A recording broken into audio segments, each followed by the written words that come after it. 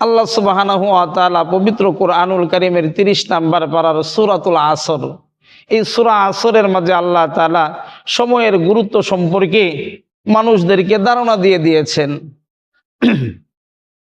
ওয়াল আসরি ইন্নাল ইনসানা লাফি খুসর, ওয়াল আসর সময়ের কসম। আল্লাহ তাআলা এই আয়াতে কারিমার মধ্যে সময়ের কসম খাইছে। সময়ের কসম খাইয়া, তাও কসম কিন্তু অন্য কেউ খায় নাই, স্বয়ং আল্লাহ সুবহানাহু ওয়া তাআলা নিজে কসম খাইছে। আল্লাহ নিজে কসম খাইয়া বলে, আমি মালিক সময়ের কসম খাইয়া বলতেছি, ওরে দুনিয়ার মানুষেরা তোমরা শোনো, ইন্নাল ইনসানা লাফি খুসর, নিশ্চয়ই দুনিয়ার মানুষেরা ক্ষতিগ্রস্তের অন্তর্ভুক্ত। দুনিয়ার মানুষেরা ক্ষতির মাঝে রয়েছে। আপনারা নাউজুবিল্লাহ বলেন। আল্লাহ তাআলা দুনিয়ার মানুষরা ক্ষতিগ্রস্ত, এই কথা আল্লাহ নিজে সম্বোধন করেছেন।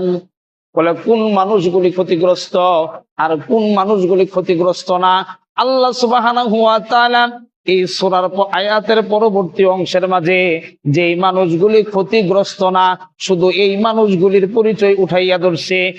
এই আয়াতে কারিমা এর আলোকে মুফাসসিরিনে কেরামগণ বর্ণনা করেন যে এই আয়াতে কারিমা এর বাহিরে যেই মানুষগুলি আছে, এই মানুষগুলি হলো ক্ষতিগ্রস্তের অন্তর্ভুক্ত।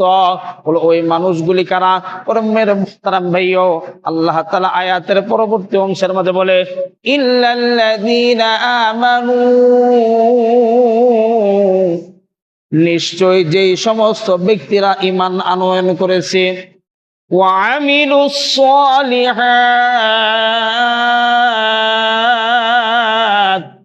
এবং আমলে সালেহা করেছে, নেক আমল করেছে।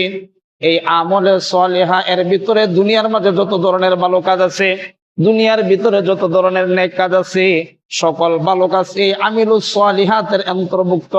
বলে ওই মানুষগুলি ক্ষতিগ্রস্তের অন্তর্ভুক্ত না, যারা ঈমান আনয়ন করেছে এবং নেক আমল করেছে।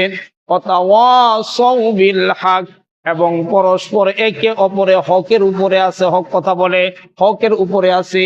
ওয়াতাওয়াসাউ বিস সাবর, এবং পরস্পর একে অপরে যারা ধৈর্যের উপরে আছে, যারা ধৈর্যশীলতার উপরে আছে, যারা হকের উপরে আছে, যারা ঈমানদার এবং নেক আমল করেছে, এই চার শ্রেণীর মানুষ ব্যতীত আমার মাওলা পাক রব্বুল আলামিন বলে দুনিয়ার সকল মানুষ ক্ষতিগ্রস্ত।